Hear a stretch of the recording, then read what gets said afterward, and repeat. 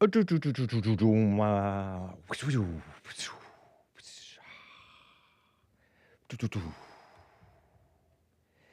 is a 9 a.m. here in Los Angeles.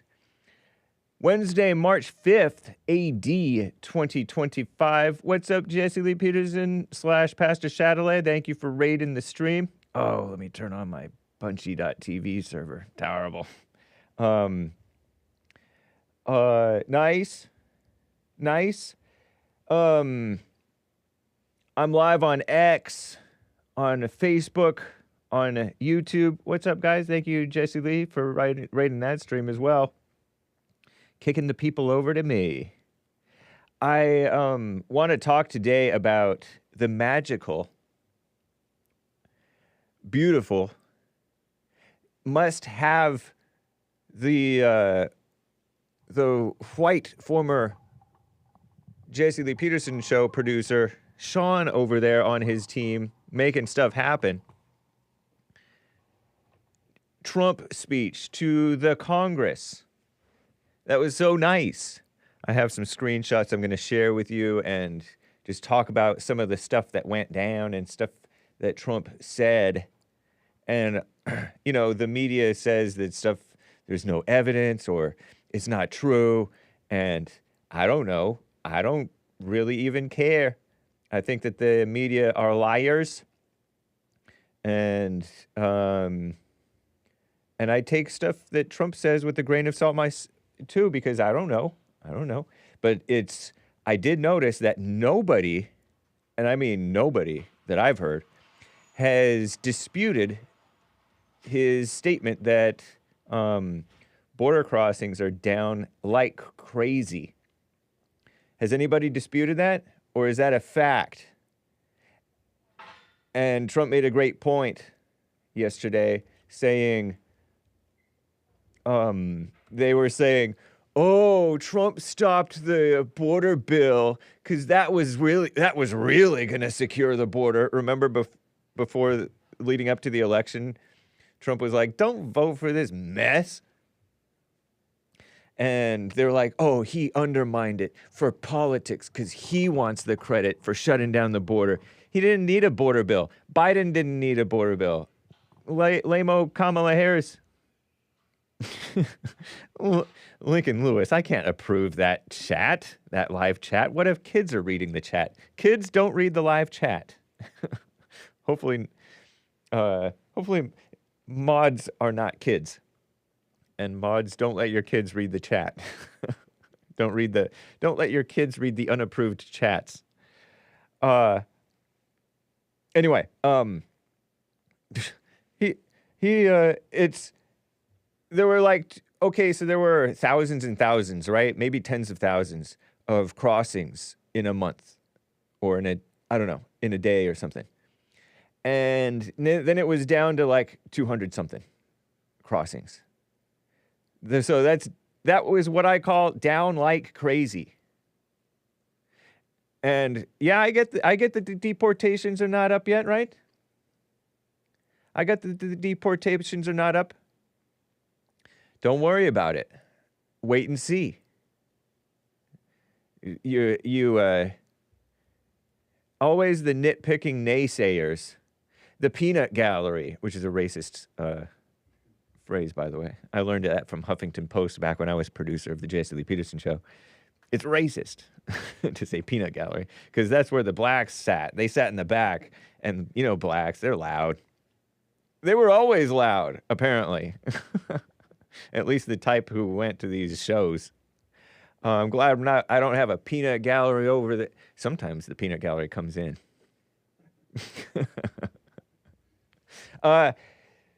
So shout out to Trump. I will show you guys, like I said, I took a bunch of screenshots. I was listening / watching the little speech that he gave. I don't normally listen to his speeches because I'm not that into him. I'm not that into anybody like that, right? But I do appreciate him. And he caught me up on some of the stuff that, at least that he says, is going on.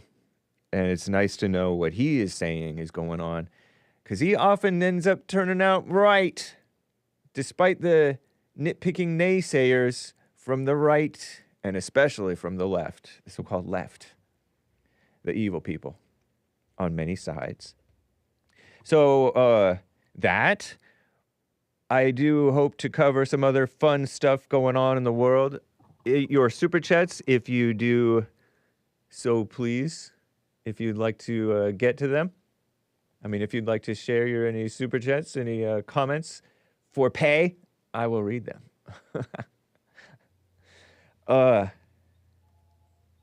Let's see. But anyway, guys. What's up, Potleaf? Army Ann? Let's just get right on with the... Let me make sure that's down. Show! 1, 2, 3, 4. Oh, it's the Hake Report. The Hake Report. La la la. Oh, it's the Hake Report. The Hake Report. La la la. Hey guys! Oh, it's the Hake Report. The Hake Report. La la la. Oh, it's the Hake Report. The Hake Report. La la la. So, how you guys doing? I am fine. I have a nice shirt on, right? People are complimenting me on it. I think it's okay. I buttoned this top button. Somebody has suggested unbuttoning it. I don't want to be too immodest, but it does look a little bit more casual unbuttoned, but I don't want to make it too wide because I don't want to be immodest. But does that look better? I feel like that might look a little bit better. I don't know. It's a little bit more comfortable. Thank you, Anchor Baby, helping out.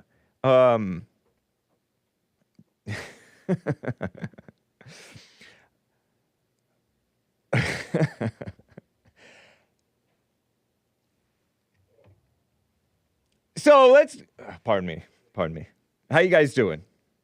What's up, Facebook crew? Nobody there. What's up, D-Live crew? Fam. That's right. Hello, Age of Inversion, Bean Hat, Crichton, Jules. Try not to say everybody's last names there. I don't know if they're actual last names.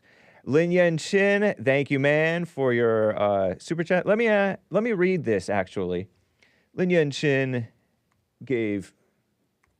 Pardon me. No. Lord. Lin Yen Shin gave this Streamlabs. Hey, my neck is doing a little better. It's definitely still injured, but... Lin Yen Shin says, in my paradigm, but don't try me. In my paradigm, if one is not calm enough, discernment... Oh, if one is calm enough... Whew, I feel like this is opening up. Discernment is facilitated. I feel like this shirt is not quite big enough, or I'm not quite slim enough. Let me calm down so I can read Lin Yen Chin's super chat in proper justice. And don't read this one. There we go. In my paradigm, if one is calm enough, nose breathing, discernment is facilitated through the basic premise. Let me go back to this. Let's see. Oh, Lord. This is so slow. Whoa. Do I trust myself? Okay, yeah, I think I can do that. Discernment is facilitated through the basic premise, all things are connected. As in, correspondence of...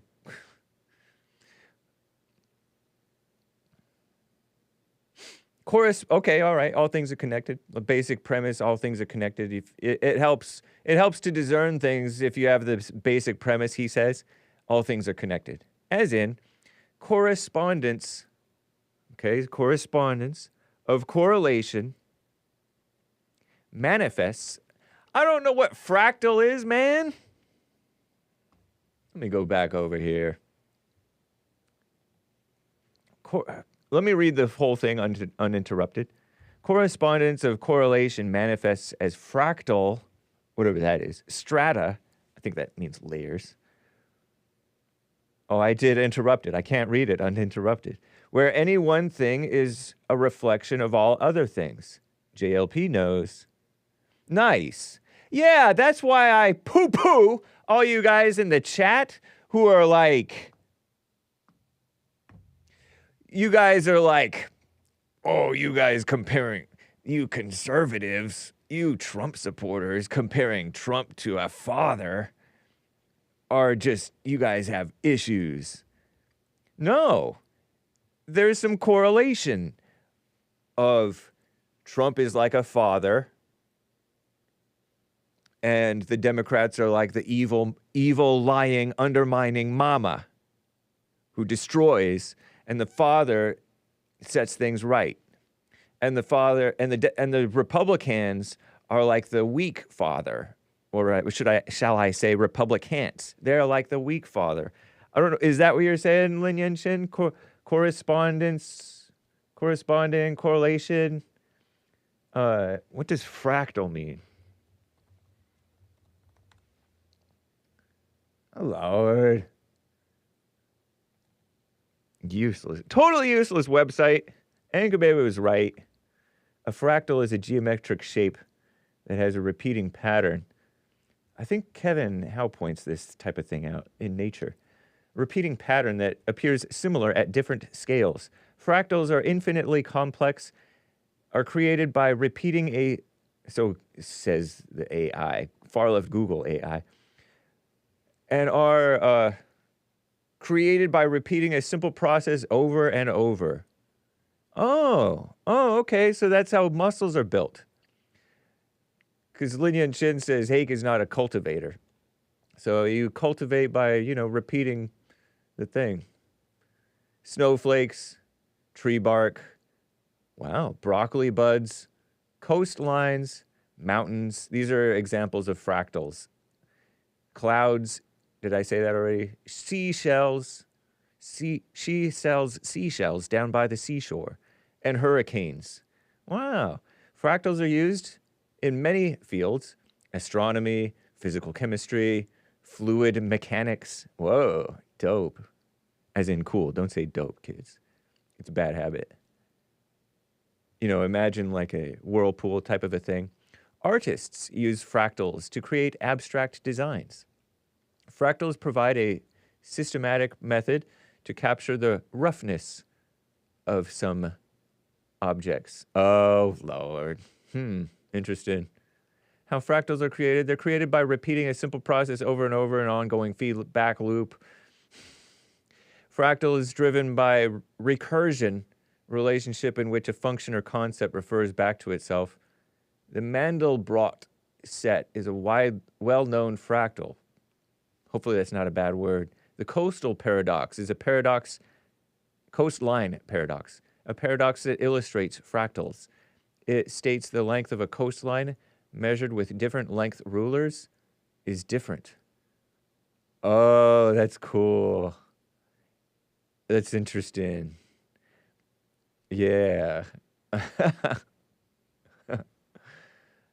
I get you, sort of. That's weird. Okay, so that refers to Lin Yan-shin's thing about, hey, yeah, mom. Thank you, man. Oh, okay, yeah, I'm not sure. Okay, yeah, mom. Fractal strata. Correspondence of correlation manifests as fractal strata, where any one thing is a reflection of all other things. Sort of like JLP notes, I think Lin Yan-shin is suggesting, that what you see among those phony liberal lame-o politicians and the so-called conservative ones, lame-os, is what's happening inside of you. A fractal mess. I think. Well, that's his paradigm anyway. If one is calm enough, you can See, everything is connected. And it's not all connected because the Jays made it that way. Shout out to the Jays and the people who say that. Who are in my chat, maybe. Ya mum asks, when will I be able to buy a mildly attractive t-shirt? I don't see it available. Hake.printify.me. Is it not there? I guess it isn't. Yeah, you're right. I don't even have la la la there. Trifling Hake hasn't made it. So if you go to teespring.com or the Hake report.creator-spring.com, I don't recommend you buy anything from these people at this time. It's questionable. Hake's questionable Teespring store. Use Spring at your own risk. Spring is Teespring/Spring/whatever they're called, going through issues, or at least they were. Oh, you know what? I ordered something back in October, haven't received it. I ordered 3 things, received 1 thing that was wrong, told them it was wrong. They sent a replacement like a month later or a month and a half later, and haven't received any of the other items. And that was back in October 27th, and we are in March 5th. So don't order anything from Teespring if you want to get it. If you don't want to if you don't feel like wasting your money for no reason at all, not even vanity, then the vanity of getting Hake tees. There's a mildly attractive design that I pray I will put on the Printify store with the gal, and one without the gal. And I will get hopefully the disavow, the Hake report la la la, and other cool designs. Nice. But that's hake.printify.me is the one I recommend, and it's a bit sparse over there. Thanks for the heads up, ya mum. Terrible. Whew. But you can't get stickers, like this one. Oops. This one. Clear or white background. Nice. Crazy. Okay. And I do see your coffees. Thank you, Nikki. I will get to those. But I want to get to a call before I get into the Trump speech. Daniel in Texas is on the line over here. Daniel, thank you for calling and holding there. What's up? Hi, James. Thank you for having me. Nice. I'm interested that you're talking about fractals. Yeah. I'd like to share a little bit, and maybe you remember this or not, but fractals entered into popular culture via Jurassic Park. Oh, really? Yes. I was not allowed to watch it. I was 12, and 12 is not 13. Okay. It's PG-13. When you grow up, yeah, I think you'll enjoy watching that movie. Okay. I saw one of the sequels, like Jurassic Park 5 or something like that, or 3. It's not the same, man. Yeah, I'm sure.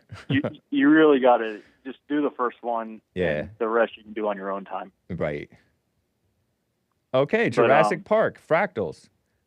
That's where it entered into the mainstream, and they don't really get into it in the movie. Okay. It's in the book, but Jeff Goldblum's character references chaos theory, and that's his career. Okay. He is kind of this professor of chaos, and through universities basically, but what fractals are in reference to the book is it's a design that occurs in nature that in the early stages of natural growth, it is unpredictable and chaotic. But as time progresses, a pattern begins to form. So what seems to be a chaotic and unpredictable ends up being a very predictable pattern. Wow. That's cool. Because it's like when you're watching somebody draw something, you can't tell exactly what they're drawing, but then over time you see exactly what they're drawing. Right. That makes a lot of sense. That's what fractals are. Cool. And the difference between that and doing a drawing or whatever is that this is something that occurs in nature. That this is a without intervention of man. This is something that happens naturally. These patterns are unpredictable. They are unpredictable, unrecognizable, but they still follow some constraints. For example, straight lines. They still follow some constraints, and then eventually those particular constraints that are found naturally form a very predictable pattern. So it starts as a series of lines deviating from each other left to right, straight. It continues in that manner. And then over time, it evolves into what appears to be the shape of a sunflower. Wow. Does that make sense? I don't follow it, but it's pretty cool. If you look at cool. graph paper, Yeah. imagine graph paper, okay? And each square, a line is drawn from one square to the next, and the deviation would be left or right or straight as the line continues. And it's unpredictable which way it will go. Well, you know that the line will be formed. You know that much. You know that there will be a line, but you don't know if it's left, straight, or right. Uh-huh. And over time, that line will create a pattern that's like a pinwheel. It'll look like a pinwheel. And that's what the picture looks like. Huh. And that's what fractals are. I should have looked at Google Images, maybe. Or Images. Forget Google. Yeah. But so in the novel Jurassic Park, fractals are kind of the core of the book, in that the unpredictability of nature eventually forms a pattern. And the unpredictable nature of creating animals forms a pattern that animals will be able to exist naturally without the help of the creator. So the recognizable pattern in Jurassic Park is that the animals are going to learn how to exist without the help of man. And therefore, man will be at the mercy of these animals, which are bigger than man. Yeah. Kind of like AI. Yeah. Maybe. So anyway, I feel like I've talked your ear off. But that's fractals in popular culture. Okay. That's where I heard about it. And when you were talking about it, I was like, oh, yeah, that was the overall theme of that book. Yeah, it's a book. It was a book before it was a movie, huh? It was a book in 1989, and then it was a film in 1993. That's a pretty quick turnaround. Yeah. Well, the book was very popular when it came out.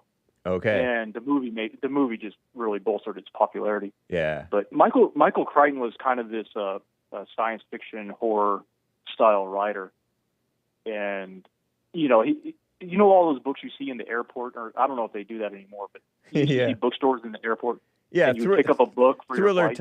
Thriller type novels. You pick up a book for your wife. Is that what you said?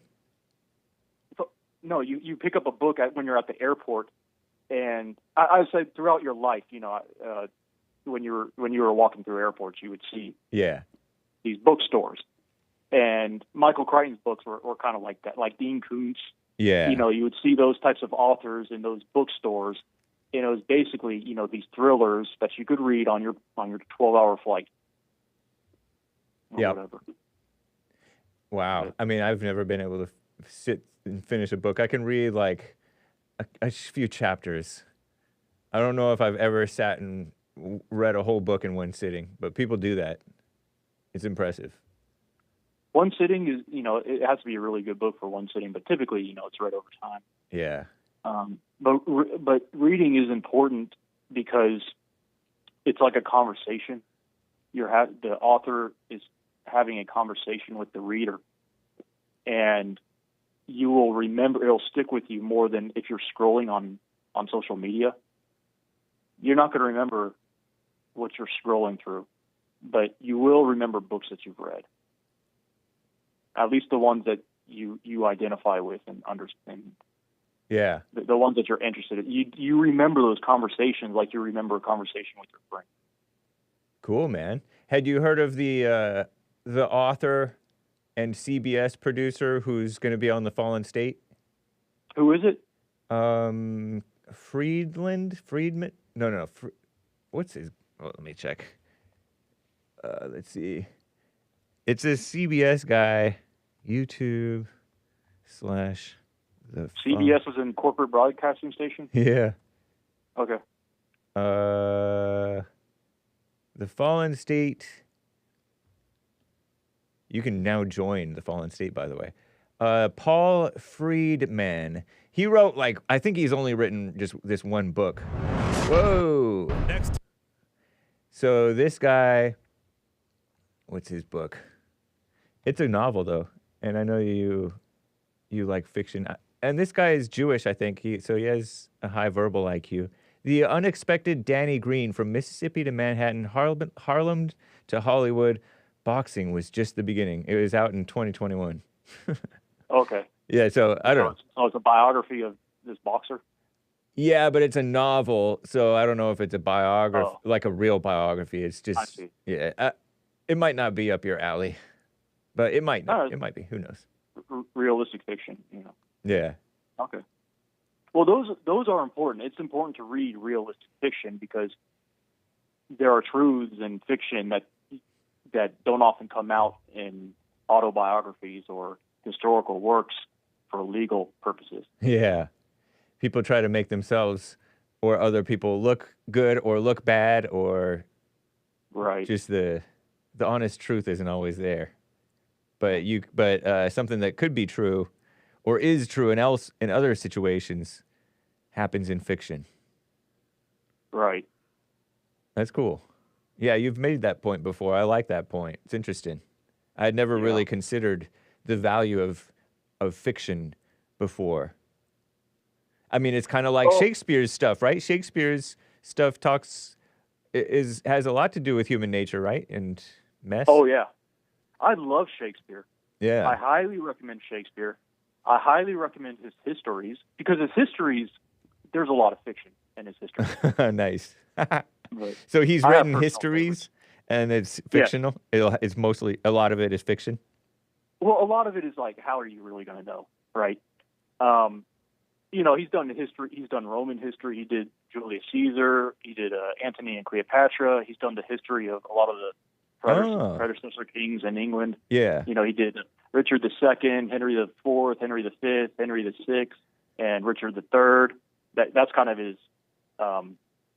historical epics of England. And is it unabashedly part fiction, or is it you figured out that it's part fiction?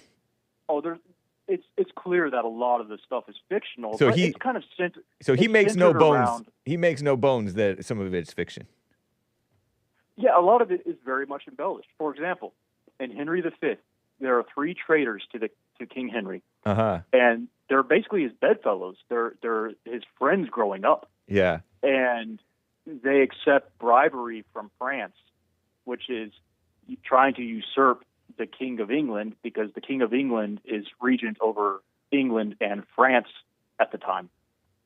So the former dynasty of France is trying to bribe his knights and nobles into betraying him. And it could be argued that may not have transpired at all, that these individuals that were executed may not have committed the crime. You just don't know. Yeah. But that's the way Henry's history, it becomes a drama of him finding out their plot to assassinate him, and they're executed for treason, which is true. But it's also true that this follows the Wars of the Roses, which debates Henry's lineage to the throne. Should he be the true king?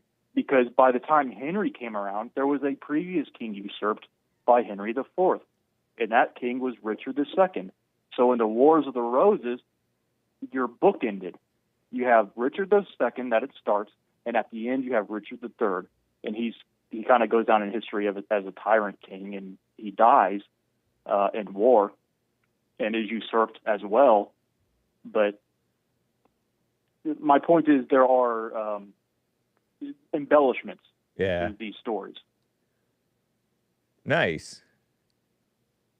He said that artists don't have the responsibility to stick to the facts,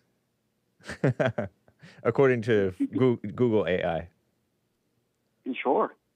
Oh, when I had said, this is funny to me because I've watched it after the fact, but when I had said about engines, about nitric oxide boosting performance, that it enhances performance, and then you had it up on Google AI or something that said it does not do this. Right, it doesn't boost efficiency.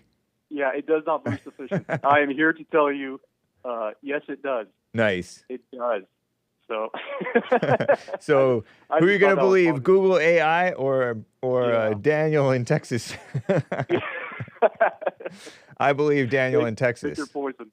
Pick your poison. Right on, man. Cool. Okay. It's good to hear from you. All right, take care. You too. Bye. So, let's get to this story, this great event called Drill, Baby, Drill. Let's see.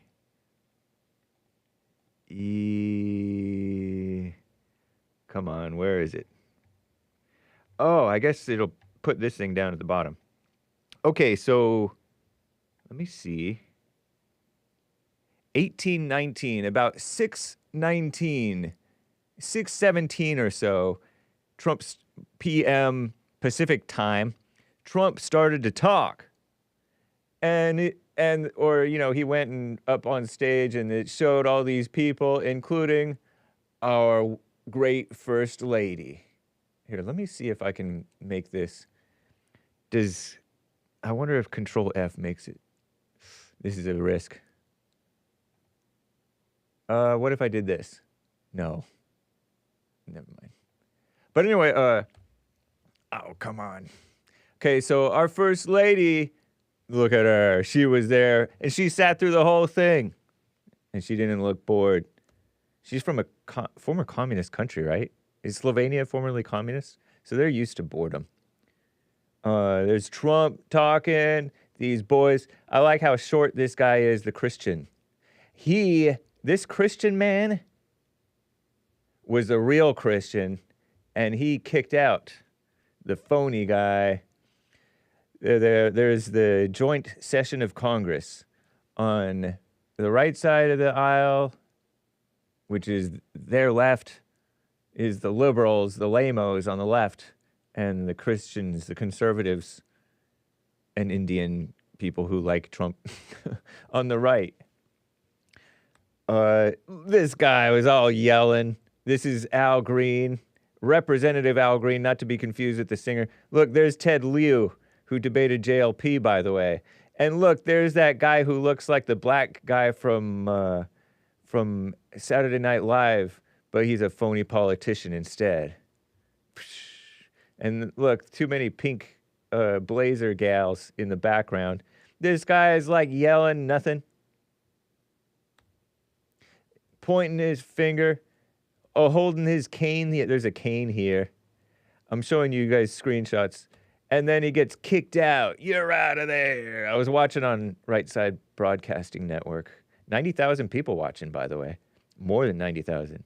Throughout the whole thing, it stayed over like 80,000. Ted Lieu, quiet as a mouse. She looks sad. But anyway, this guy's got kicked out right away. Crying over nothing. Get out of there. with his ugly face. Shout out. We all have ugly faces sometimes. By we all, I mean some of us. Oh, this was sad. This is the, I think, mother and sister of Lake and Riley, I think. Trump and his team are so organized. I don't know how they think of everything and then include it all in this big, long 99-minute speech. The chat was busy. It was busier than the snake pit. Just flying. They needed to turn on slow mode. Even still, it would have been really fast, I bet.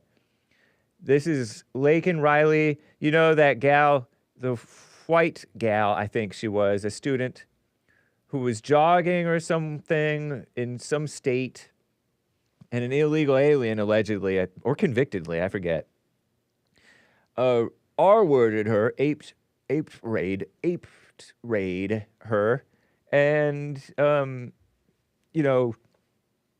finished her off, as in, like, put her out, put her to death. Terrible. Killed her.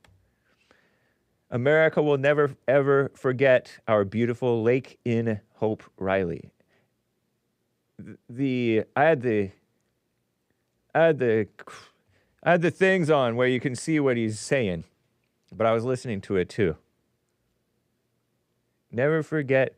I think people might, but it's a nice sentiment from Trump. Right on, man. I mean, she'll be written about, he put her in the speech, so it'll be written down. That's good. And look at these people. Look at these witchy-looking gals. Shout out. Is that anti-Semitic to say? I don't even think that she's necessarily that, but these gals talking about save Medicaid and just frumpy and old-looking. And shout out to frumpy and old-looking gals. I like them.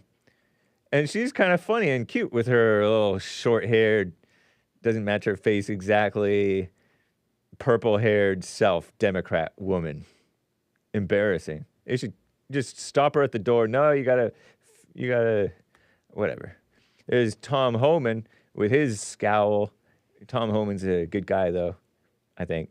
Hey, Newt Gingrich. Is this that gal who was on Fox News for a while? She's like maybe 2-3 years older than Hake.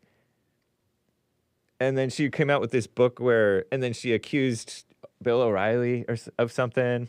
I don't know. Maybe it's not. She looks sort of like her. This gal, so many people, pardon me, I spit, so many people whom Trump highlighted in this speech lost sons, daughters, husbands, all kinds of things. I think this gal, she looks like an Hispanic gal, I'm not sure. I didn't get the best screenshots of her. Her daughter, I believe, young daughter, like under 10 years old as I recall, got murdered, killed, like kidnapped and killed or something. And he named a sanctuary, a real actual sanctuary, like for animals, for God's creatures, for all of God's creatures. And he named it, and he showed his executive order to everybody, naming it in her honor. And she smiled and said, "Thank you." What's that little thing? Hopefully that's not devilish. That's cool. But it was quite crazy. He's serious about honoring the bereaved mothers and bereaved wives. And that's not the only type of bereavement. Elon Musk himself was bereaved of his son, who turned into what they call a daughter.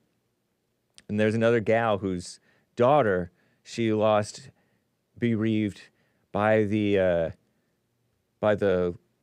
liberal schools. She didn't know better than to send her daughter to the liberal schools, right? And they named, well, I'll get to that. They named the daughter a they, them, underneath the mother's nose. The mother didn't even want to go along with it. Oftentimes the mothers go along with it against the wishes of the father, but not in this case. So there's Trump all serious showing one of his executive orders. This guy is a border agent, Roberto Ortiz, great guy.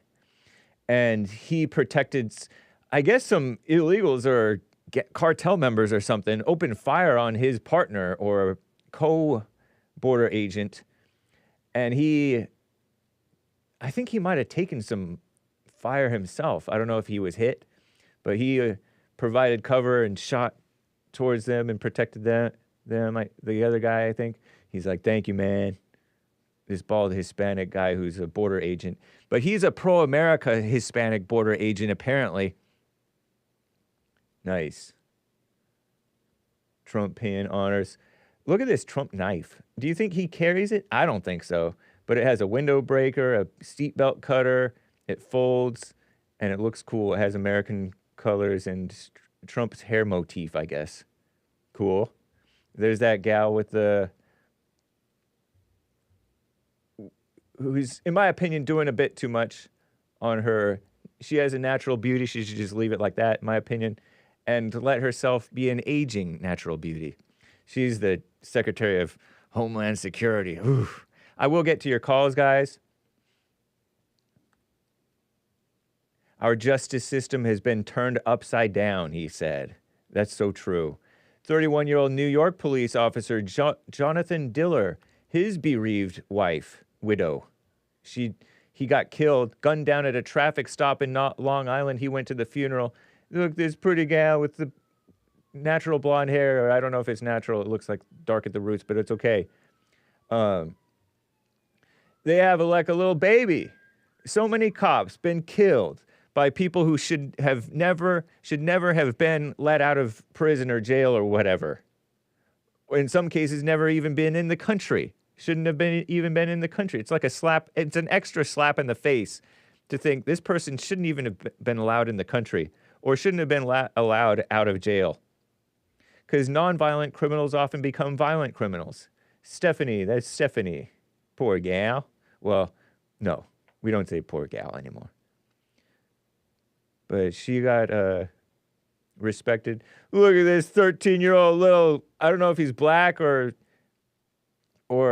part Arab or what. DJ Daniel, 13-year-old honorary cop, got honored, and he's also a brain cancer patient. Survivor?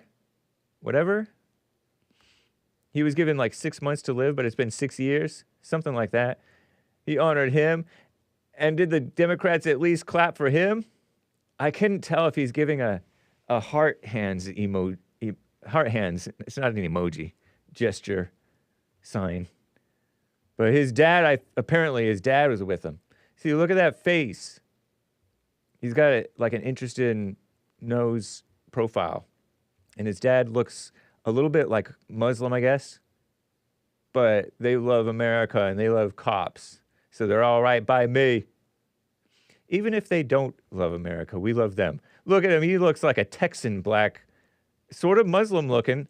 I respect the Muslims because they cut their mustaches short so that they can eat and not get the hairs into their mouth. Nasty. It's not, well, whatever. I'm too picky. Persnickety. Fitty-fied. Look at him waving. It was so cute. Picking him up. This is a 13-year-old young man, but, with the brain cancer, I don't know if that stunted his growth a bit or what, but he's like kind of little for a 13-year-old. Look at these gals. It's not good for the gals to be involved in politics. This one used to be really pretty. Looked kind of like my cousin-in-law or something. Debbie Wasserman-Schultz. Wasserman-Schultz. But she looks like like a white Hispanic, but she's, I don't know. And this other female person, Democrat thing, I think. Look at all of them. Well, this one's kind of pretty. Sort of. Anyway, we're keeping it moving. Went back to him and his dad, the boy and his dad, the young man. We call him because he's 13. He got an honorary law enforcement officer. Actually, is now an honorary Secret Service member. Look at him with his Secret Service thing. I feel like showing my wallet. That's cool. And this woman is all tickled. And he gave the hug to the guy, the Secret Service guy, I guess. Cute. Right on. Heartwarming. I laughed. I cried. Look at this man with the rough face. He's serious. He looks like he's serious about America's health. Maha. Make America healthy again. This guy. Our Bobby Kennedy. But he joked with Bobby Kennedy that these 300-year-olds, 150-year-olds who are on the social security rolls or whatever, perhaps getting money, I don't know. The mainstream media says, no, Trump lied. Fact check. They're not getting, they said this back in mid-February. There's nobody getting, I don't know. They're not getting all that money. They're not collecting social security income. Because I looked up 300-year-old getting social security. Actually, no. I don't know. They're quick to say no when they don't know. So I'll just leave it as I don't know. Trump said it. It's worth looking into. But this guy, he said, Bobby, America's a lot healthier than I realized. People live into 150, 200, 300 years old, older than the country. How did that happen? Health Secretary of Human Services, Health and Human Services, Robert F. Kennedy Jr. And he said with the last name Kennedy, you'd think the Democrats would applaud. How times have changed. Terrible. Oh, he brought up autism. It was like 1 in 10,000. Now it's like 1 in 36. What's going on? This is the woman who was bereaved of her daughter. By bereaved, I mean the daughter was turned into a they, them. This gal, she has an interesting name. I forget what it was called. But she's now an activist. These women who become activists, but I sympathize with her cause because it's right. Even though maybe she should stand back and stand by. America, you are perfect exactly the way God made you, Trump said to the kids, your bodies. You're not in the wrong body. It's a terrible lie. And by the way, like I brought up in Hake News, according to him, according to Trump, America had its American military, some branch of the military or the military in general, got its single best recruiting month in 15 years. Awesome. Because I've been hearing that recruiting is down. Recruiting is down. Having among the best recruiting results ever. And I don't necessarily trust generals and all these people, as serious and stone-faced as they may look and professional and stuff like that. Because I've learned too much about generals from Trump's last term. They're lame-os oftentimes, but sometimes they may be okay. You know, you never know. That is so cool. And that's because they got rid of, I think, my theory is Trump made people like proud to be American again. They made it friendly toward the soldiers, got rid of the vax mandate, right? They got rid of the vax mandate. I don't know. He brought those people back from who were fired for not getting the vax. Mess. We couldn't recruit anywhere. And congratulations to this guy with the blurry face, Pete Hegseth, sitting next to Pam Bondi, the Attorney General. Oh, Lord. This boy, this 13-year-old black boy who's a cop and a Secret Service honorary member now, cancer, I don't want to call him a cancer patient because I don't know if he is anymore. But he clearly had like brain cancer. You can see the plowing through his hairline up top. He high-fived this guy who wants to be in the military. Talented young guy. This boy, young man. Right on. We're going to start making boats, ships. We're going to reclaim the Panama Canal. Because I heard that Jimmy Carter gave it away for like $5 or $1. Now, grant you, $5 or $1 was worth something back then, but it's not worth the Panama Canal. It was never worth the Panama Canal. You know, people died making that thing, I think. And flat earthers explain this. Side note, why is the Pacific Ocean and the Atlantic Ocean at different levels in the Panama Canal? From one, right? Because it connects one to the other, right? Or at least the Gulf of America. The sea level is different by several feet. Interesting. Explain that, flat earthers. I don't know how Baltardism can explain it either, but whatever. We gave it to Panama and we're taking it back. Yeah, because China was using it. And shout out, according to them, like they were kind of taking it over. So this American company is buying like both ports or something. I don't understand it, but it's cool. It sounds cool. There's Marco Rubio. Hey, fun to see him. Kind of. I feel like I like how he's grown. I don't know if he has grown. He might have grown. He's grown a little older because he used to be young and dumb and sort of a phony conservative star, a rhino. He was part of the Gang of Eight. He wanted amnesty along with evil lame-o John McCain. This guy's Cuban. Cubans turn Republican, but sometimes they go back to being communist.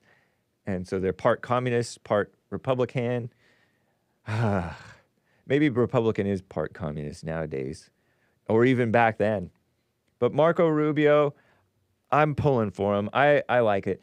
Trump did express some concern with Marco Rubio that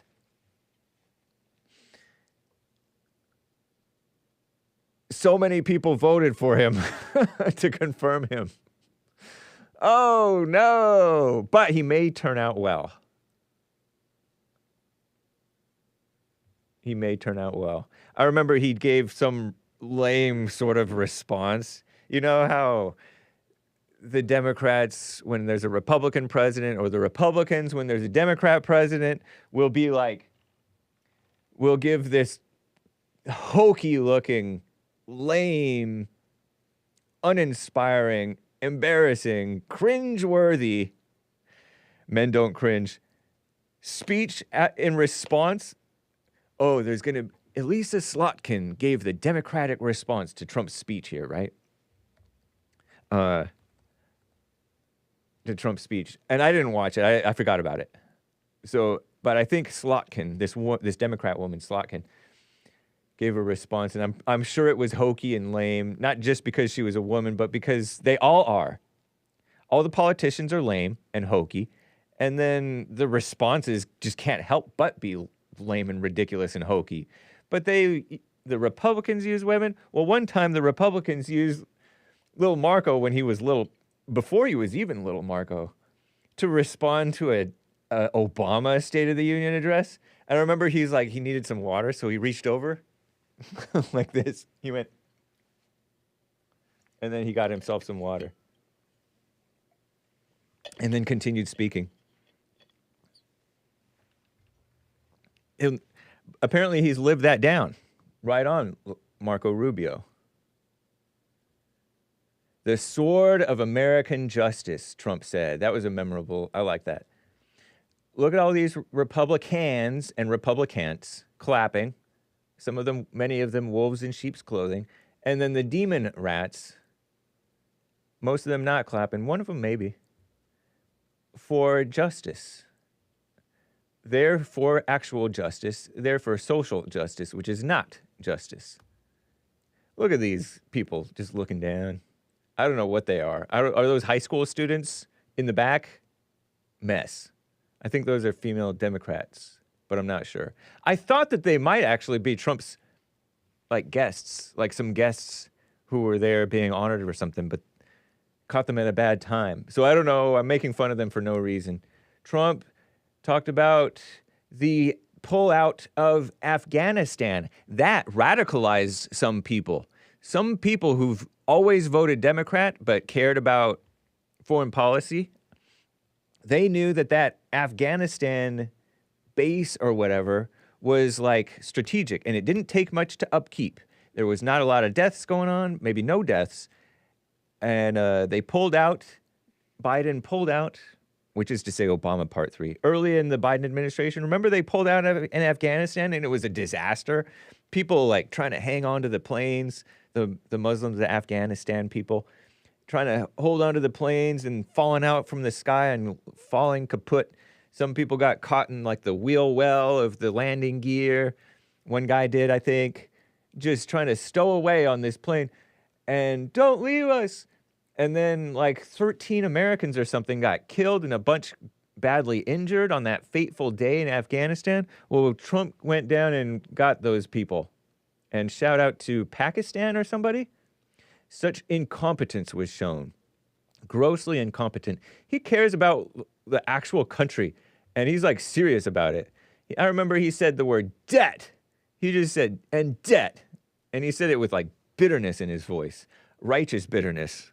So right on Trump. A lot of things happening in the Middle East. He said a rough neighborhood, actually. The Middle East is a rough neighborhood, actually. So he's working tirelessly to end the war. And he pointed out Pocahontas says, yes, she wants to keep an endless war forever. She's clapping by herself, looking sort of cute, but goofy.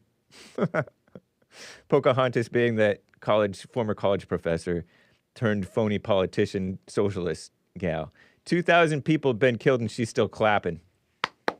I don't know where 2,000 people were killed, but she was clapping about, I think it was ending the Ukraine war, right? They're ready for peace. And wouldn't that be beautiful? Wouldn't that be beautiful?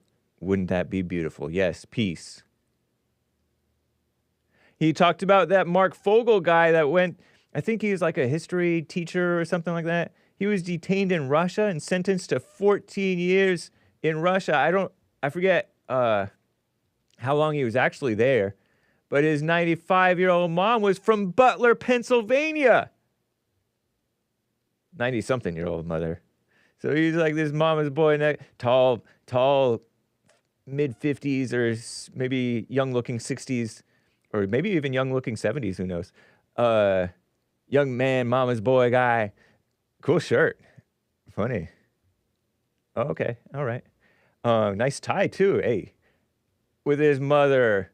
She's from Butler, PA. That's where they tried to look at her saying, oh, I don't know what she's saying. Maybe she's not saying anything. She has her finger over her lips like shh, but it might not be that. It might just be. Nobody, he said that Biden barely lifted a finger to help this guy. Was he in Russia, stuck in Russia longer than that female, mildly attractive Brittany Griner woman, WNBA star, who was loaded up with drugs? Nobody cared about this white man. But she met him in Butler, and then 10 minutes later, they shot at him, and they killed that guy and hurt a couple of others. They being that 21-year-old, pardon me for saying it, but dummy, evil guy who tried to take out the president and took out one guy. Oh, she's laughing. The mother's laughing. Mother has lived in Butler, Pennsylvania the last 78 years, 13th of July for a rally in Butler, Pennsylvania. And there's the mother, or the wife, I mean, and the two daughters. This is not a good picture of them, but I mean, I still think they look cute. Of the fireman, the firefighter, the retired firefighter, I think, Corey Comparator. I think that's an Italian name.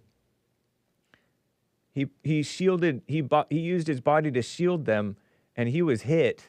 I don't know if his shielding them protected them, actually. Like, had he not shielded them, would they have been hit? I don't know. But, he was there to protect his wife and daughters. And he was taken out. Rest in peace, Corey Comparator. She has one of the daughters has tattoos and a nose ring The other's a little bit wearing all black. And there's the wife.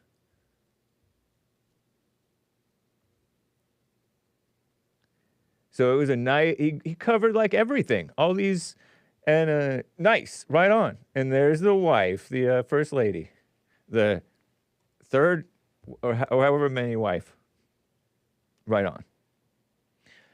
So thank you for a great. It was a nice update from our greatest president, Trump. Thank you kindly. We're at the top of the hour, guys. I want to get to some calls. You can call in 1-888-775-3773. As you see, I got a couple of coffees to get to. While I'm here, let me just read them and then we'll get to your calls. Nikki bought a couple of coffees. Heart emoji. 5 coffees there. Heart emoji. Thank you. Heart back. I like when you wear a black shirt. Guys just look 10 times better in black. It's a fact. Right on, Nikki. I agree. I like black. Black shirts. They are nice. When you're outside wearing a black shirt, it's not as comfortable because that black just soaks up the sun. And it's hot. But other than that, I'm with you. Thank you. So I guess that's a no. That's a no-go for my current shirt, which is not black. It's like lavender, grayish, something. I feel like it has a touch of lavender in it. I still feel kind of funny with the one button unbuttoned. All right. Let me get to. Let's see here. Oh. Lines are open, guys. 1-888-775-3773. I thought I had a caller on hold. I forget. 888-77-Jesse. Hake acting like he lives in Arizona. It is kind of like Arizona in here. Don't wear it again.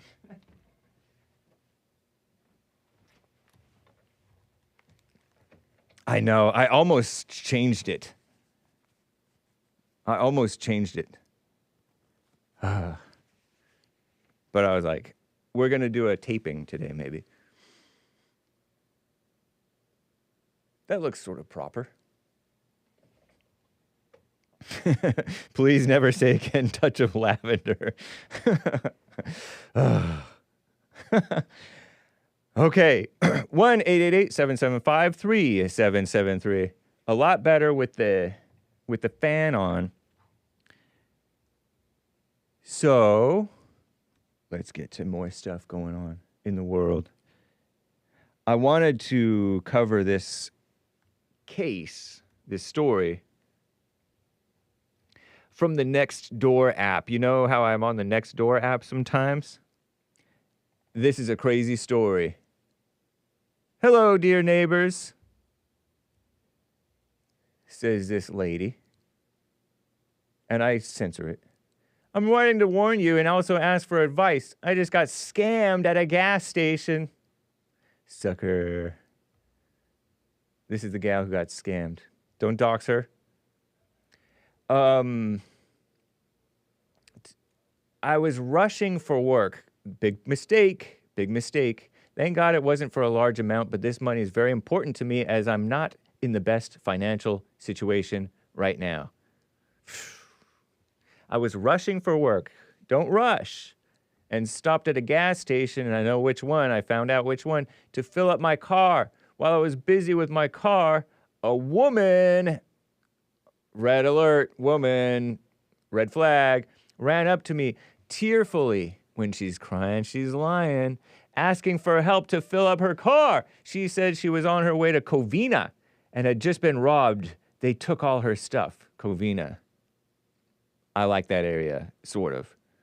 There's like, it is sort of Mexican and Asian and white, and parts of it are really nice. I like it. Just been, it's way out, it's way out that away. It's like, with no traffic, it's probably 35, 40 minutes that way.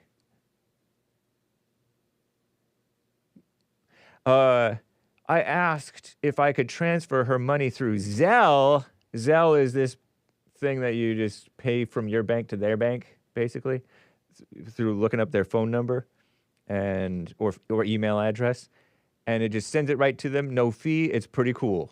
I think there's no fee, but there's no recourse. And she could pay me back, but she said no, her mom would be able to send me the money later, please.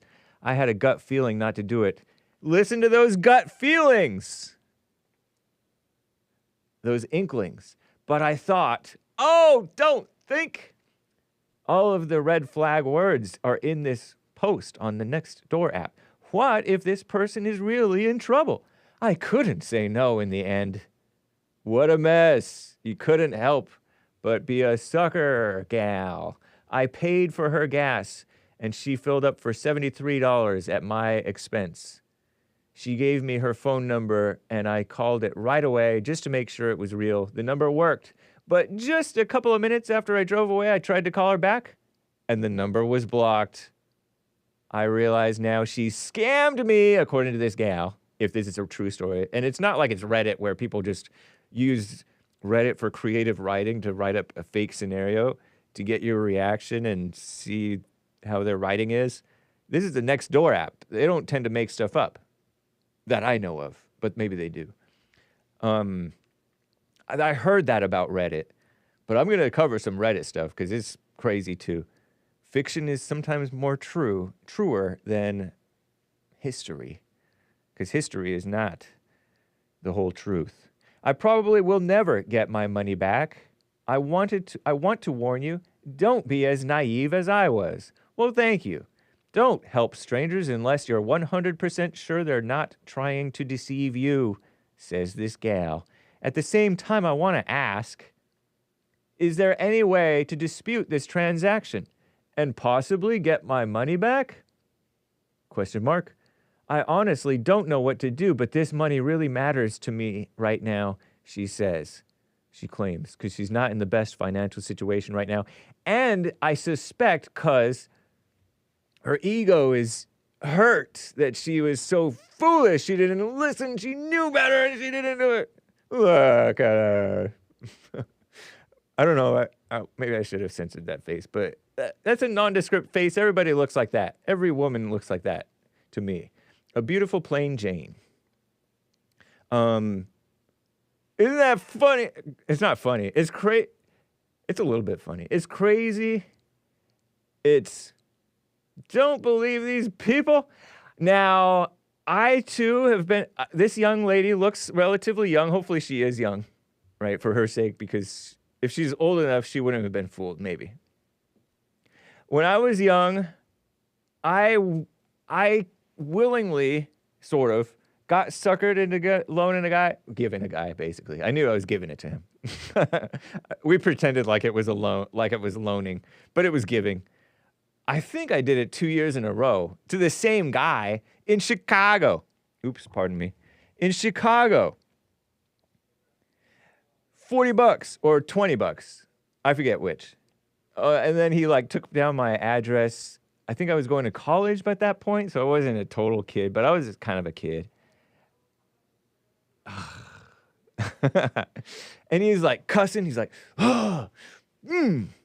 and he helping me carry my luggage because I was there for a Christian music festival in Illinois. And he's pretending like he's going to mail me the money back and stuff like that. And he just needs to get across town. And he ran out of gas or something. And he's cussing up a storm, but helping me with my luggage. We stop off. I exchange money with some person in the place. People are scammers, and you just don't trust them. And when people ask for money, the default is, no, I don't have anything for you. Keyword for you. Right? Right. But if she did it through Zelle, I don't think you have much recourse. Oh, here. It was at the corner of La Cienega and Olympic. It's at that is basically Beverly Hills, where all the suckers are. Beverly Hills kind of liberal, so you know they're suckers. You can call your credit card company. It's not a credit card. Say it was stolen. Oh, yeah, you can call your credit card company. Say it was stolen if you didn't use it afterward. Wouldn't that make her a thief, just like the lady she volunteered to help? Says this guy. Listen to this gal. You did a good deed, and God will bless you for your kindness and generosity. Thanks, hands emoji. Pretty old lady, nice looking old lady. I think that's an old lady looking person. I like how blurry it is. I'm glad I'm not able to dox the person's face. I'm not trying to. But you did a good deed, and God will bless you for your kindness and generosity. That's not generosity. That's being a sucker. That's willfully listening when you know better to your feelings and your thoughts when you didn't trust your gut. She said, my gut, I knew it was wrong.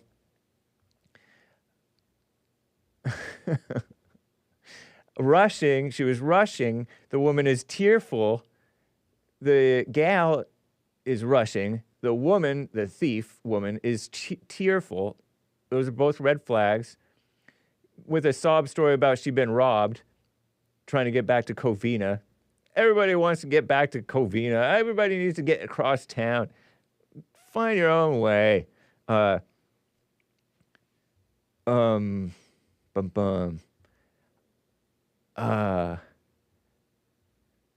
did she say about the gut feeling not to do it? She had a gut feeling not to do it, but she thought. God did not create you to think. Am I going mad, or did I hear the word think escape your lips? You did a good deed. God will bless you for your kindness. That's not true. I said, let it go. Okay, so this person, this other silly do-gooder, what if this gal is scamming? What if the person who wrote this is scamming? I read some of the comments, and I see there is a total of 40 comments so far. If only 20 of us each tried compensating this person, they say Tatiana, I don't know if that's the name, with $1 or $2, she could recover almost half of what she lost. No! These women. Neighborhood app is dangerous. I used the neighborhood app once to report when they stole my catalytic converter. And another lady also got her catalytic converter stolen the same night, probably, same weekend anyway, probably the same night. Same make and model of the car, maybe even the same year. And she told me how to go and have a custom cage built, because in the model of my car, you can't just buy one off the shelf to protect your catalytic converter from getting stolen again after you get it replaced. Luckily, they got replaced, and I got the thing protected now. Whew. But that's the only use for the neighborhood app. So, interested to me. So that's that story. What else? This was sort of... Oh, you know what? I mentioned Reddit. Let me see if I can find the Reddit thing.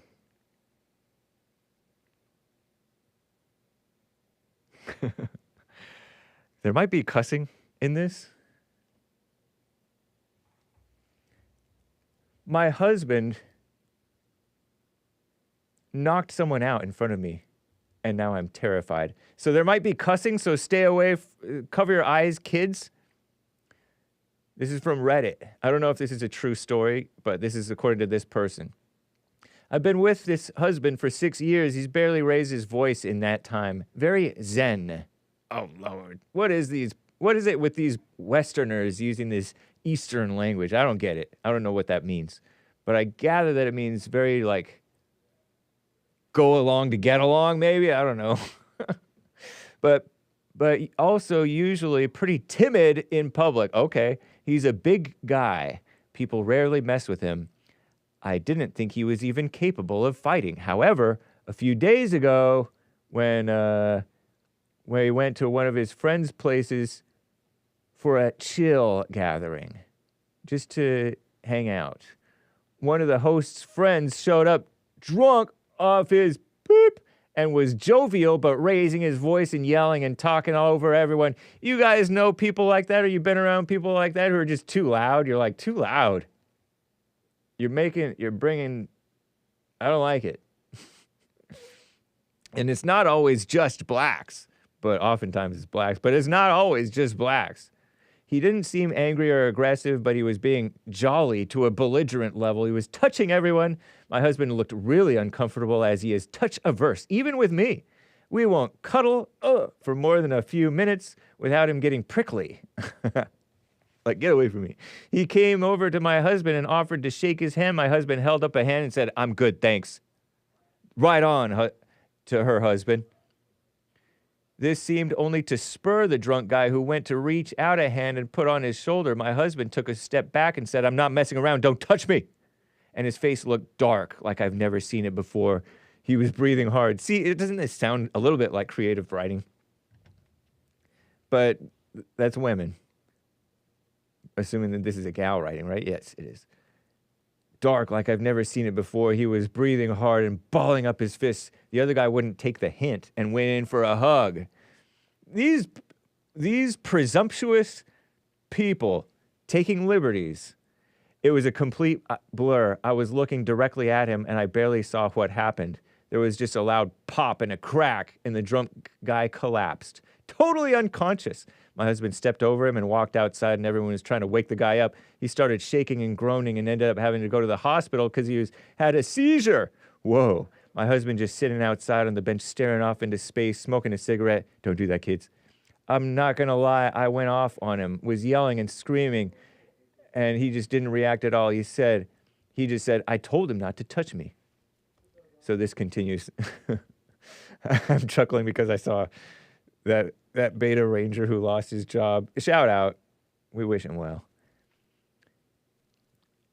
Next morning when I cooled off, I asked him again, and he gave me the exact same answer. I asked him if he even felt bad, and he said, no, why should I? Like, I get not wanting to be touched, but the complete lack of remorse or even caring about the guy's health is terrifying to me. Women, shout out. He got a call from the friend who hosted the gathering today telling him the guy he punched was going to be okay. My husband was just like, why are you telling me? It's not my problem. Like, yes, it is, says the gal, writes this gal, purported gal, in this purported story. Is he some sort of sociopath who just was really good at hiding it? Nobody does that, she claims. This is on Reddit, so people are disproportionately liberal per capita and effeminate, woman-minded. I'm actually scared of him now and have been sleeping on the couch the last 2 nights. Nice. She couldn't put him on the couch, so she's on the couch. I like it. I can't believe I never saw this before. How could I be so stupid? He was never shy or timid. He was just emotionless. So, edit. She did another edit in the comments that I forget if I found it. But she said, to summarize, the police came and took his statement, shaken by what happened initially, reacted out of fear and anxiety, and said some stupid, selfish things. The last few hours I spent, oh, Lord, cuddling his chest and just being there physically. He didn't freak out or get uncomfortable. I asked him if it was okay quite a few times. Blah, blah, blah. Apologized. He had to go through that. Told him I knew he was upset and I freaked out, and it must have been really difficult. Feeling cornered and violated. I reassured him everyone reacts differently. Blah, blah, blah, blah, blah, blah, blah, blah, blah. I want to get to where he apologizes. She says, the majority were right. It was a trauma response. His dad beat him until he got bigger and stronger than his dad, and then his dad turned on his younger brother. When he was 18, my husband nearly beat his father to death before taking his little brother, who was 12 years old, away from that terrible home. What a mess. A couple people were wondering how big he is. He's 6'4".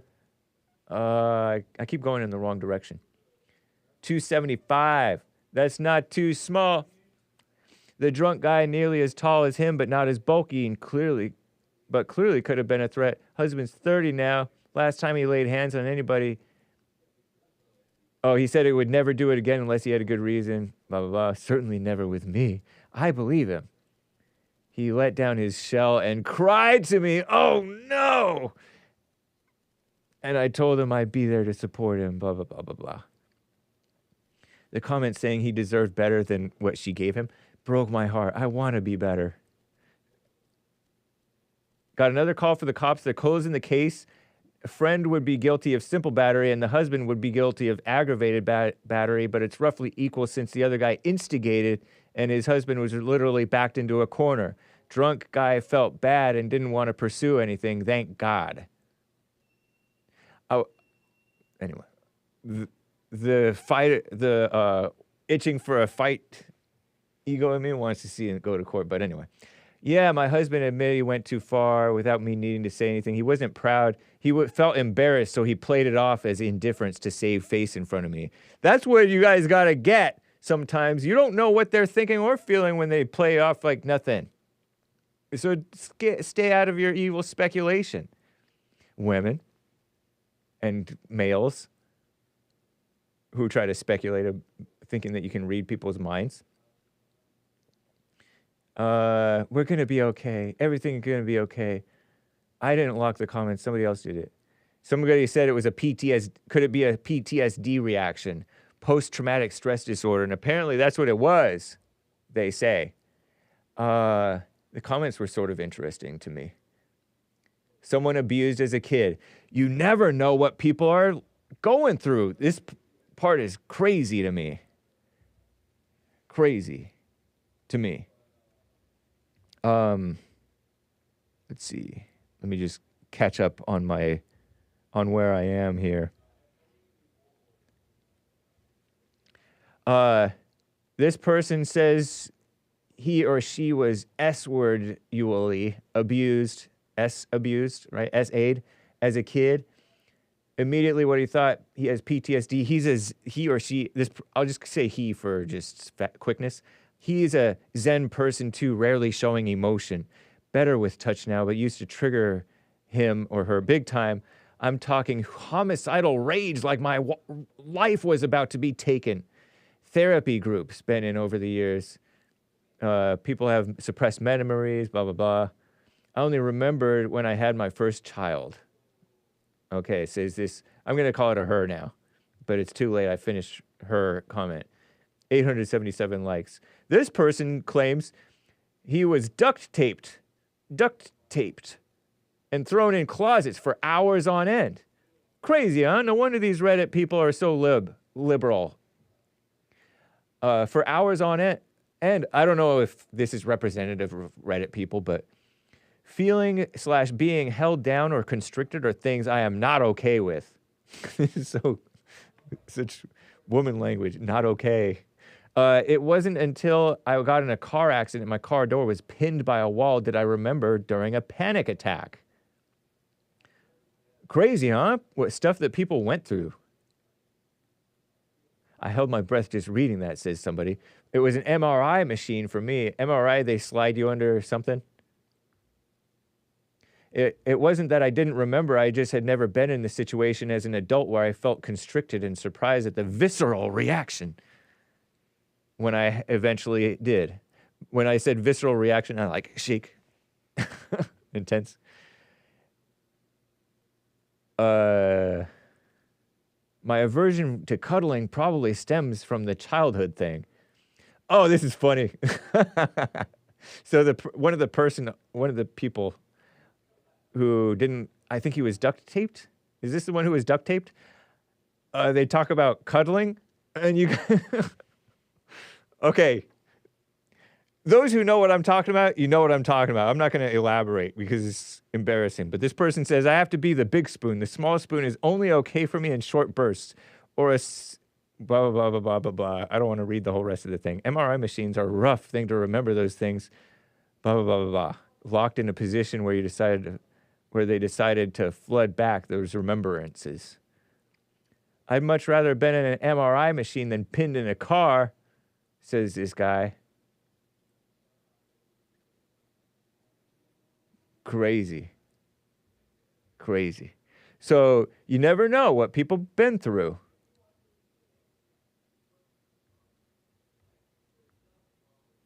My dad blindfolded me and chased me around the house, whooping me. Not even a punishment at that point, but a sport. I wonder if that's like a young dad, young father, this person says. Pardon me, don't go and harass these usernames, by the way. Leave them alone. Don't like people behind me touching me from behind. I learned it's not really normal to be looking around constantly through the side of your eyes.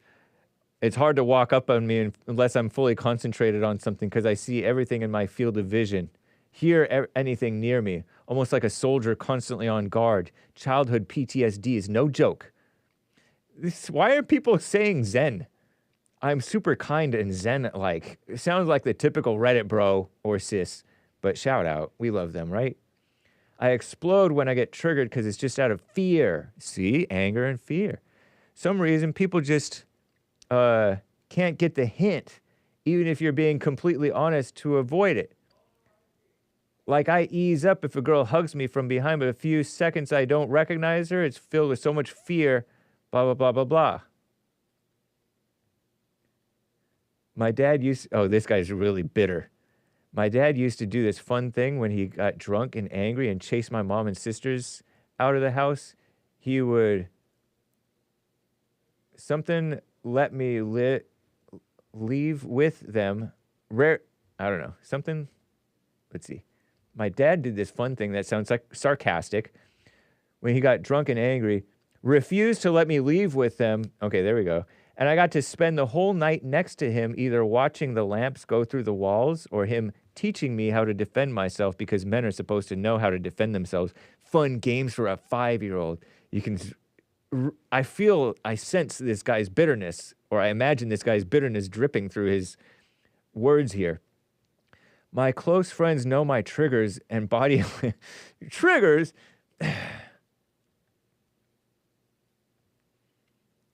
I guess you just have to understand this is why people talk like women, because they've become women through the hatred of their fathers, hatred toward their fathers, identifying with the mothers, you know? Therapy isn't the end-all, be-all for that kind of thing. Talking about it helps, but you know just as well as I do, it's a constant fight to keep together in parties and groups. What a mess. Just know your dad doesn't have control over you anymore, and it's over now. What a miserable life that these people are having. Struggled with PTSD for over 40 years. There's no way to overcome it. It becomes maintenance management issue, this person says. I downvoted that one. How do you know that? You're just assuming. Overcome may have been a rash choice of words. Management of those feelings was a better way to phrase it, he says. I've been dealing with mine for over 20 years from childhood trauma myself. Terrible, huh? Wallowing in it. But it's interesting stories, crazy stories. This. Typical Reddit response. This. So that's the, interesting, huh? Sort of. Replies. The Reddit replies.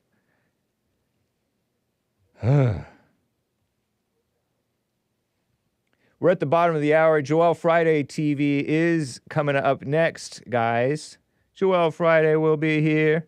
Let me set the redirect to make sure that I kick you guys over to him in about 25 minutes or so. Relationships Wednesday. Relationships Wednesday. Robert in Kansas is on the line over here. Let me make sure that I have this thing right.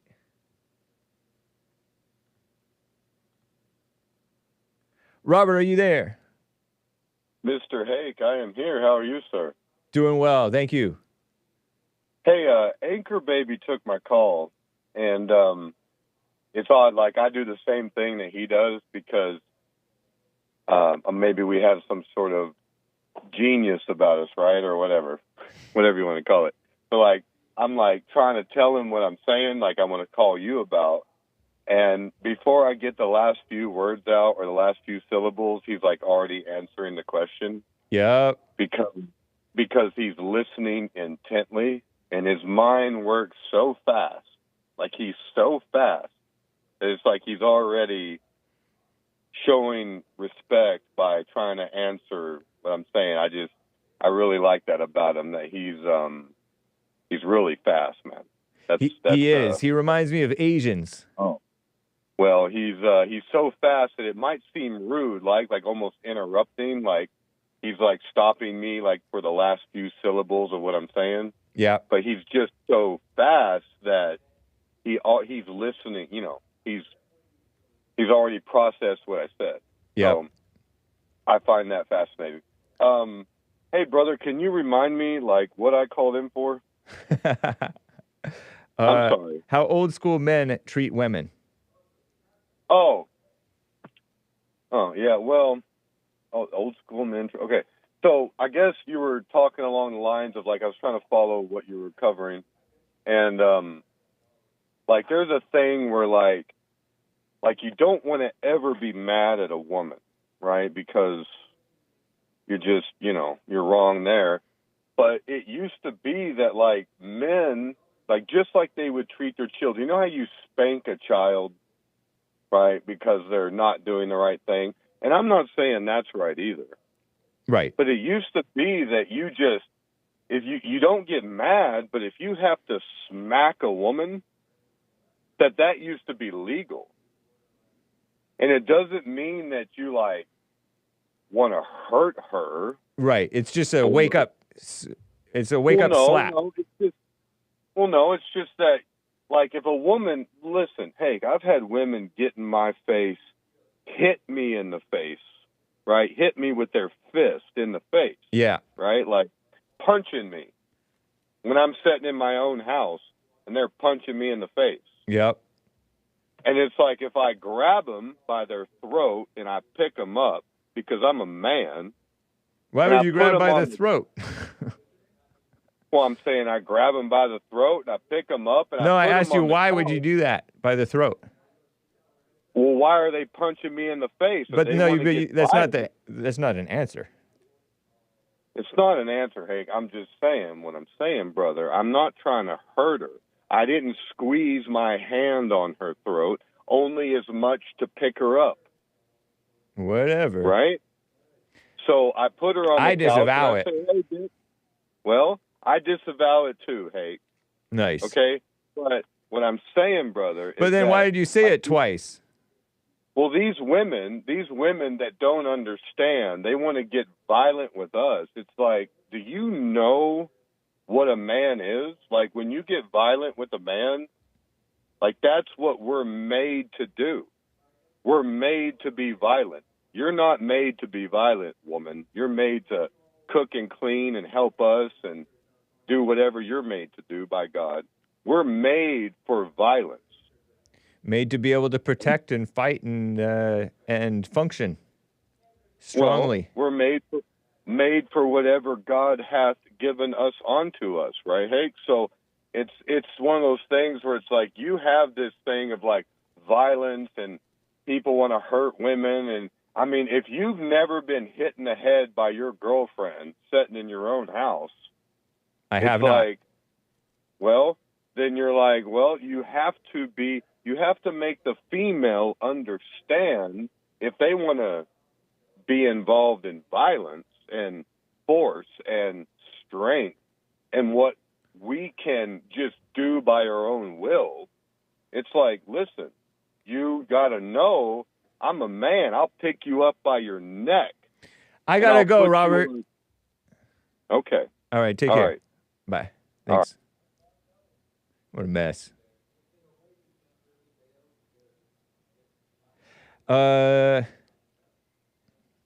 People got issues. You never know what people going through. That's why you gotta be understanding of the Reddit bros. Have understanding. Let me get to JERMAINE in Canada on the line. JERMAINE, how you doing, man? Ink, what's up, man? Hey.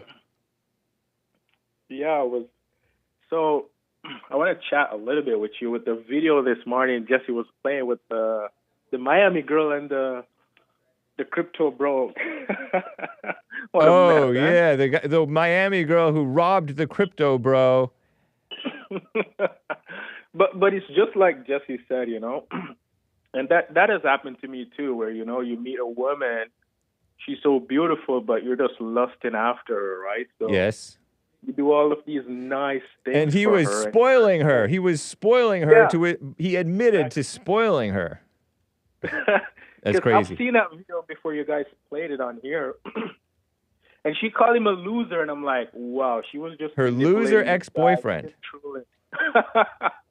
Yeah, right.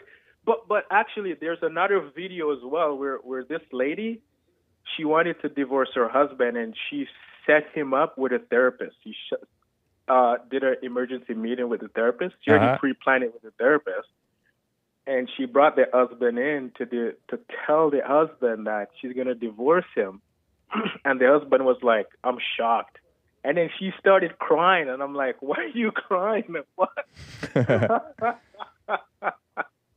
was like, what is happening? And then after that, they went home. They didn't talk for 24 hours. Yep. That's what he said. And then he was playing video game after he came home from work that day. And she said, can we talk? And he's like, what is there to talk about? You know, he handled it perfectly, in my opinion.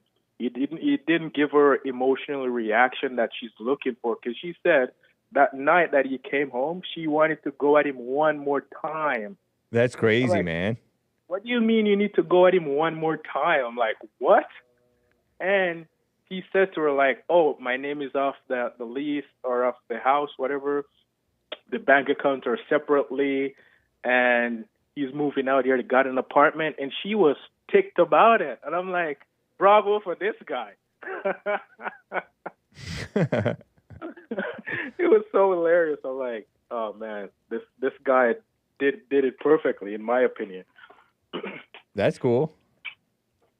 Yeah, and I was just looking at one of the chapter in Romans, right, where, you know, when people, they don't believe in God or atheists or Muslim, whoever they are, when it's clear that the earth and everything was designed specifically for a reason. You have a mic. You can't use a mic without someone creating it. You know, all these creation that we have on earth, especially material things, they're created from Stay close to someone. your phone. Oh, they're created from someone, right? That's how you're able to use it. Yeah. And we think we're like gods. Well, I know why we think we're gods, because Adam and Eve eat from the apple of garden, and we think we can judge and we're gods. Like, all this bull crap. But to put that into perspective, like, of course, God is going to let us, you know, indulge in our nasty, wicked ways. Yeah. And he's going to judge us. So it's up to us to find our way back. And most people won't, like Jesse said. We love the thrill and we love the hell. And I can see it. Like, I'll be sitting here and I get a thought, and I'm like, I just sit there and I'm like, this is crazy. That's interesting, man. But that was just my take on those things. That's cool. I notice that people will, it's easy to judge the outside looking in, but when you're going through it, it's another story. How weak. Oh, yeah. How weak you are. How weak you really are. Mm-hmm. It is very true. Yeah. True. It's good. Thank you for your call, man. It's good to hear from you. Jermaine in Canada. All right. Call me again, man. All right. All right. Enjoy. Yeah, Bye-bye. take care. Bye. William, number 7 on the line over here. William, thank you for calling and holding. What's up? Hey, Hake, how's it going? It's going well. How about you? I'm amazing. Nice. Yeah. So hey, that guy, man, that was funny. He would pick somebody up by the neck. That's I wonder if he's from Krypton. Remember, like the second Superman movie with Christopher Reeve? Remember the bad guys that got released and they would pick people up by their necks? Yeah. I don't know. Maybe you saw it. Maybe you didn't. I was a little. I kind of did a young see man that. when I saw. I did see Superman that. 2 back in. You didn't. I did. So, Yep. yeah. My brother, my older brother used to pick me up by my head and lift me all the way up. He was like a big guy. Yeah. And but yeah, he would pick me up. So he by my would head. seize your head like a vice and then lift? Well, he wasn't strong enough to do it. He would use both hands. He'd put No, one that's on what my I mean. chin and one behind my head. Yeah. And he'd pick me up and touch my head to the ceiling. When I was Wow. a little. Yeah. Or sometimes he'd hang me upside down and make me walk on the ceiling. How did that feel when he picked you up by your head? Well, you just, the first time you freak out, and then after that you get used to it, I guess. Luckily, the bones in your head were fused together enough by that point. Maybe. I mean, I was probably I don't know, 6. If I can remember, probably 5, 6. 7. Nice. I was really light. He was like 6 years older than me. Yeah. So yeah, good memories. So hey, so I had a question. I'm yet to watch the full whatever was released with Trump and Zelensky, because I know we're getting sound bites of it. Yes. But I just had a quick, simple question. How do we not know all that is just scripted for us to watch in America so we can just argue? What, the Trump is that and possible? the Trump and The whole Zelensky thing. meeting? Yeah, the whole thing's just scripted. Yeah. I doubt How it. do we know it's not? Okay. I don't remember nothing. I don't remember nothing being televised before when heads of state meet. I mean, isn't this unprecedented?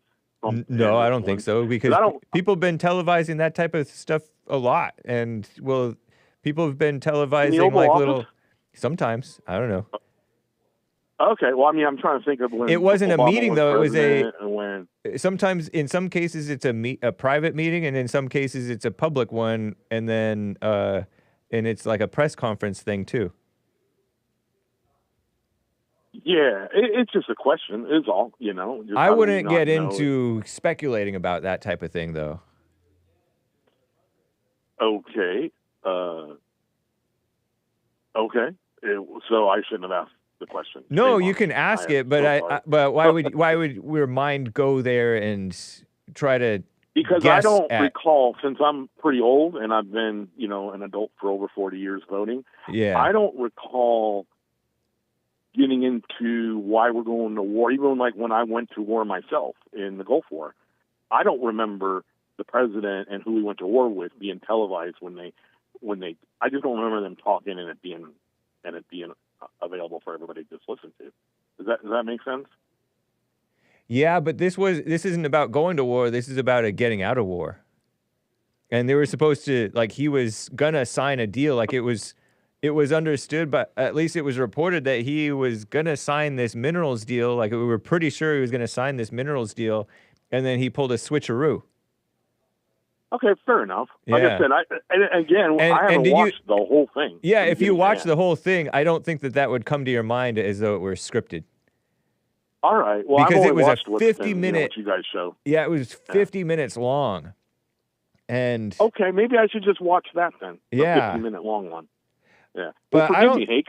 Again, it was just a question, and it got me on air, and and I could talk to you. yeah, but a lot of people will come to think stuff like that, where, oh, it's all just for show, and they'll say that. You're not saying that, but other people say that, Well, and they don't have a clue what they're talking about.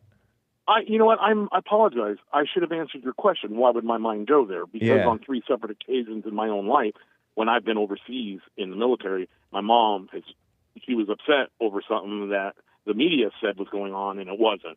So I have personal experience that I know the media does lie about stuff in these stories. Definitely. So yeah. So, and I think I've already said that on your show before. When you'll notice okay. that you in your interpersonal dramas with people, you fall into a character, and you can hardly even help but fall into that character of either the bad guy or the falsely accused bad guy or the angry person bristling at somebody's offense.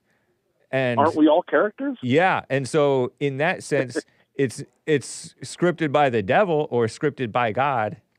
Whoever's running Maybe you. I don't know how many of my three that are really, really that I remember to this day, but just one of them was when I was in Korea, stationed there, and I called, and Mom was crying. I asked her, "Why are you crying?" Because you guys are about ready to go to war. And I'm like, "No, Mom, that's not correct. We're not. Because if we were going to go to war, they would have recalled us. We'd have pulled in our equipment. They would have swapped out our gas masks for real ones instead of training ones. And we were pretty close to DMZ, so I knew." And I just remember, I was still a young man, and I just remember I assured my mom, "Hey, no, that's wrong, Mom. I'm sorry that you must have misunderstood or something." But, that just got filed in the back of my mind, and that was back in the 90s or late 80s. Yeah. And I never thought about it until other things came up. Like, it happened again with a good classmate, a brother of mine who, would never, I believe he wouldn't lie, and just that, and then the recent one when I went to Washington, D.C. with my friend. Who's in the Secret Service. He called because the CNN was saying, "Hey, they're pulling the statues down. You picked a good time." I'm like, "Actually, David, I'm brother. I'm coming in here right now, and there's nothing like that going on." And so, you're lying. It's live CNN. I'm like, "No, brother. I'm here with my friend who's in the Secret Service, and it's nothing's going on." So those three are the ones that I remember to this day. The media 90s. regularly gets stuff wrong, and yeah. And they have an agenda ex-military too. Police, and being ex-military policeman, you're dealing with people when they're at their worst, and you got to question them. So that's what my background is. So I'm trying not to always be an investigator, but sometimes you can't help it, I guess. Well, you should definitely not just fall for it as though it's what it appears to be. Test all things. Test all things and hold on that which is good. I know you know that. Yeah. Yeah. Nice. Anyway, that's it. I got to go because I'm at work and I want to be a good employee. Right on, man. Thank you for the call. I pulled over for you, and peace to all your truth seekers. Appreciate it. Take care, man. All right, man. Bye. Bye. Tim in Dallas, Tejas, Texas, on the line here. Tim, thank you for calling. What's up? What's up? How are you, Hake? Hey, doing fine. Nice. Well, I just wanted to make a comment about something not William said, but the guy before William. Okay. Now, he said something about, this guy is a loser. And it got me thinking, you know what?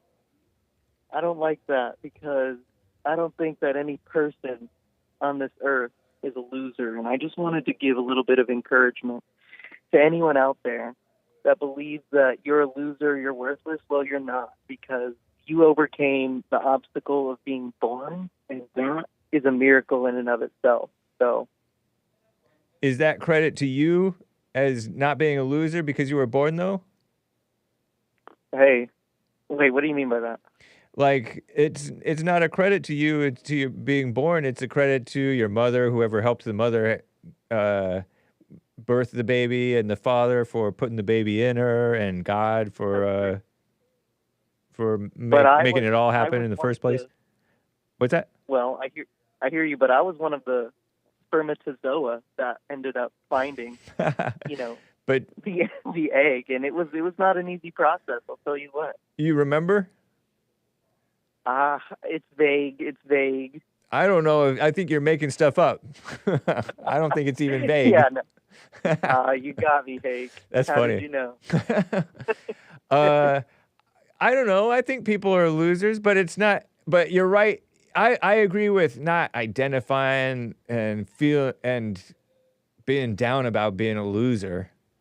If you're a loser, know it inwardly, and then you're not denying some of the loserness, some of the loser qualities, because that can help you. So then how do you overcome those loser qualities? You don't. You never do. Wow. I'm kidding around. I think when you don't deny them and you suffer through them, then when I say suffer through them, I don't mean wallow in them. I just mean not denying, not like what Joel talks about in JLP, not judging them, not because if you're prideful about it, then you're just a prideful loser. You're only expanding your loseriosity. That's a good point. Yeah. I like that. I don't remember Robert or whoever calling anybody a loser. I forget, but I wouldn't put it past him, though. Yeah, I think he was talking about some sort of situation with a girl or something. And Yeah. yeah, it was a mess. But you don't want to be like a mama and say nobody's a loser and nobody's stupid. Like Trump can't function if he can't pick winners instead of picking losers.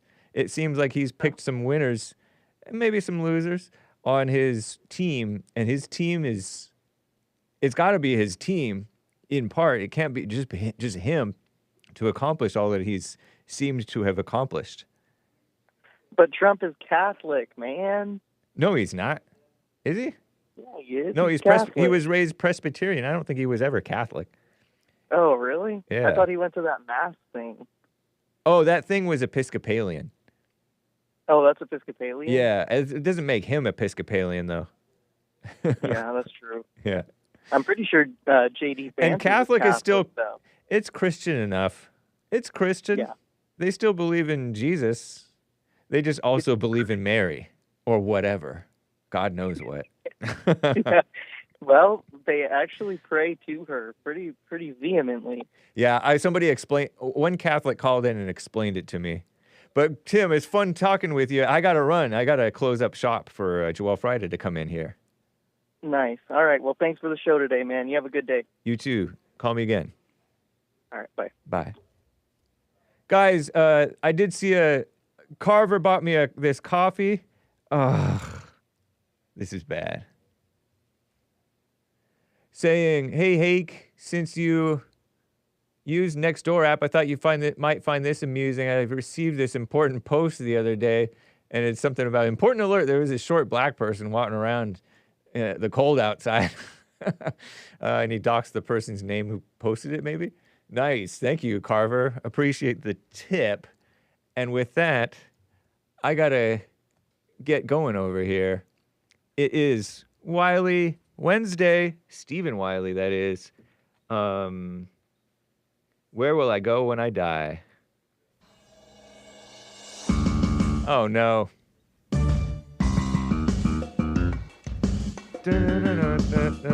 I didn't realize I had so little time.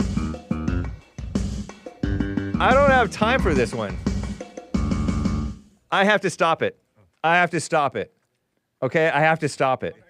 Because I only have a short amount of time, and so we got to place Adriana the rapper. Baixinha Forte. Strong shorty. Right? I think that'll do. So, no Stephen Wiley Wednesday. You're going to have to do Where Will I Go When I Die another day. Let's do the Hake News Smokey song. Right? This one goes out to Hake. Thank you, Adriana. Baixinha Forte. I don't know how to pronounce it. If you can't see what's wrong, then you won't understand this song. The world is upside down and we're living like clowns, waiting for the end to come. So nice. I could have done it better yesterday, and now I'm gonna have to pay. I'm living in sin, I'm looking within. Hell is in the place I'm in. God is always on your side if you let go of your ego and your pride.